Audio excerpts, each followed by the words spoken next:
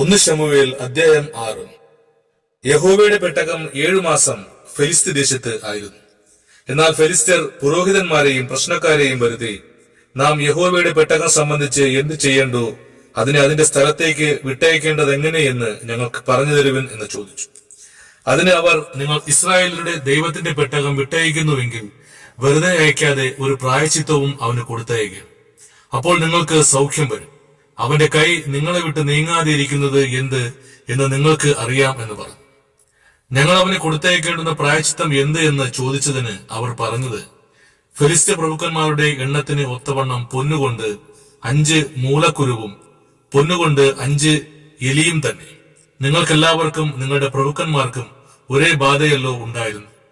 ആകയാൽ നിങ്ങൾ നിങ്ങളുടെ മൂലക്കുരുവിന്റെയും നിങ്ങളുടെ ദേശത്തെ ശൂന്യമാക്കുന്ന എലിയുടെയും പ്രതിമകൾ ഉണ്ടാക്കി ഇസ്രായേലിന്റെ ദൈവത്തിന് തിരുമുൽ കാഴ്ച വയ്ക്കണം. പക്ഷേ അവൻ തന്റെ കൈ നിങ്ങളുടെ മേൽ നിന്നും നിങ്ങളുടെ ദേവന്മാരുടെ മേൽ നിന്നും നിങ്ങളുടെ ദേശത്തിന്മേൽ നിന്നും നീക്കും. മിസ്രയീമ്യരും ഫറവോനും തങ്ങളുടെ ഹൃദയത്തെ കഠിനമാക്കിയതുപോലെ നിങ്ങളുടെ ഹൃദയത്തെ കഠിനമാക്കുന്നത് എന്തിന്? അവരുടെ ഇടയിൽ അത്ഭുതം പ്രവർത്തിച്ച ശേഷമല്ലയോ അവർ അവരെ വിട്ടയക്കുകയും അവർ പോവുകയും ചെയ്തത്? ആകയാൽ നിങ്ങളിപ്പോൾ ഒരു പുതിയ വണ്ടി ഉണ്ടാക്കി നുകം വെച്ചിട്ടില്ലാത്ത കറവുള്ള 2 പശുക്കളെ കൊണ്ടുവന്ന് വണ്ടിക്ക് കെട്ടി അവയുടെ കിടാക്കളെ അവയുടെ അടുക്കൽ നിന്ന് വീട്ടിൽ മടക്കിക്കൊണ്ടുപോകും. പിന്നെ യഹോവയുടെ പെട്ടകം എടുത്ത് വണ്ടിയിൽ വെപ്പിൻ. നിങ്ങൾ അവന് പ്രായശ്ചിത്തമായി കൊടുത്തയക്കുന്ന പൊന്നുരുപ്പടികളും ഒരു ചെല്ലത്തിൽ അതിനരികെ വെച്ച് അത് തനിച്ചു പോകുവാൻ വിടുവിൻ. പിന്നെ നോക്കുവിൻ, അത് ബേത് ഷെമേശിലേക്കുള്ള വഴിയായി സ്വദേശത്തേക്ക് പോകുന്നുവെങ്കിൽ അവൻ തന്നെയാകുന്നു നമുക്ക് ഈ വലിയ അനർത്ഥം വരുത്തിയത്. അല്ലെങ്കിൽ നമ്മെ ബാധിച്ചത് അവന്റെ കൈയല്ല, യാദൃച്ഛയാ നമുക്ക് ഭവിച്ചതത്രേ എന്ന് അറിഞ്ഞുകൊള്ളാം.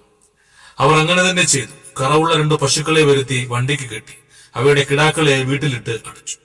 പിന്നെ അവർ യഹോവയുടെ പെട്ടകവും പൊന്നുകൊണ്ടുള്ള എലികളും മൂലക്കുരുവിന്റെ പ്രതിമകളും ഇട്ടിരുന്ന ചെല്ലവും വണ്ടിയിൽ വെച്ചു. ആ പശുക്കൾ നേരെ ബേത് ഷെമേശിലേക്കുള്ള വഴിക്ക് പോയി. അവ കരഞ്ഞും കൊണ്ട് വലത്തോട്ടോ ഇടത്തോട്ടോ മാറാതെ പെരുവഴിയിൽ കൂടി തന്നെ പോയി.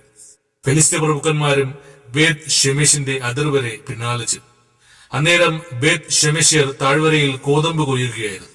അവർ തലയുയർത്തി പെട്ടകം കണ്ടിട്ട് സന്തോഷിച്ചു. വണ്ടി ബേത് ഷെമേശ്യനായ യോശുവയുടെ വയലിൽ വന്നു. അവിടെ ഒരു വലിയ കല്ലുണ്ടായിരുന്നു. അവർ വണ്ടിയുടെ മരം വെട്ടിക്കീറി പശുക്കളെ യഹോവയ്ക്ക് ഹോമയാഗം കഴിച്ചു. ലേവ്യർ യഹോവയുടെ പെട്ടകവും പൊന്നുരുപ്പടികളുള്ള ചെല്ലവും ഇറക്കി ആ വലിയ കല്ലിന്മേൽ വെച്ചു. ബേത് ഷെമേശ്യർ അന്ന് യഹോവയ്ക്ക് ഹോമയാഗങ്ങളും ഹനനയാഗങ്ങളും അർപ്പിച്ചു. ഫെലിസ്ത്യ പ്രഭുക്കന്മാർ ഏവരും ഇത് കണ്ട ശേഷം അന്നു തന്നെ എക്രോനിലേക്ക് മടങ്ങിപ്പോയി. ഫെലിസ്ത്യർ യഹോവയ്ക്ക് പ്രായശ്ചിത്തമായി കൊടുത്തയച്ച പൊന്നുകൊണ്ടുള്ള മൂലക്കുരുക്കൾ അസ്തോദിന്റെ പേർക്ക് 1, ഗസ്സയുടെ പേർക്ക് 1, അസ്കലോന്റെ പേർക്ക് 1, ഗത്തിന്റെ പേർക്ക് 1, എക്രോന്റെ പേർക്ക് 1 ഇങ്ങനെയായിരുന്നു. പൊന്നുകൊണ്ടുള്ള എലികൾ ഉറപ്പുള്ള പട്ടണങ്ങളും നാട്ടുംപുറങ്ങളിലെ ഗ്രാമങ്ങളുമായി 5 പ്രഭുക്കന്മാർക്കുള്ള സകല ഫെലിസ്ത്യ പട്ടണങ്ങളുടെയും എണ്ണത്തിന് ഒത്തവണ്ണമായിരുന്നു. അവർ യഹോവയുടെ പെട്ടകം ഇറക്കി വെച്ച വലിയ കല്ല് ബേത് ഷെമേശ്യനായ യോശുവയുടെ വയലിൽ ഇന്നുവരെയും. ബേത് ഷെമേശ്യർ യഹോവയുടെ പെട്ടകത്തിൽ നോക്കുക കൊണ്ട് അവൻ അവരെ സംഹരിച്ചു. അവൻ ജനത്തിൽ 50,077 പേരെ സംഹരിച്ചു. ഇങ്ങനെ യഹോവ ജനത്തിൽ ഒരു മഹാസംഹാരം ചെയ്തതുകൊണ്ട് ജനം വിലപിച്ചു. ഈ പരിശുദ്ധ ദൈവമായ യഹോവയുടെ മുമ്പാകെ നിൽപ്പാൻ ആർക്ക് കഴിയും? അവൻ ഞങ്ങളെ വിട്ട് ആരുടെ അടുക്കൽ പോകും എന്ന് ബേത് ഷെമേശ്യർ പറഞ്ഞു. അവർ കിര്യത്ത് യെയാരീം നിവാസികളുടെ അടുക്കൽ ദൂതന്മാരെ അയച്ചു. ഫെലിസ്ത്യർ യഹോവയുടെ പെട്ടകം മടക്കി അയച്ചിരിക്കുന്നു, നിങ്ങൾ വന്ന് അതിനെ നിങ്ങളുടെ അടുക്കൽ കൊണ്ടുപോകുവിൻ എന്ന് അറിയിച്ചു. ആമേൻ.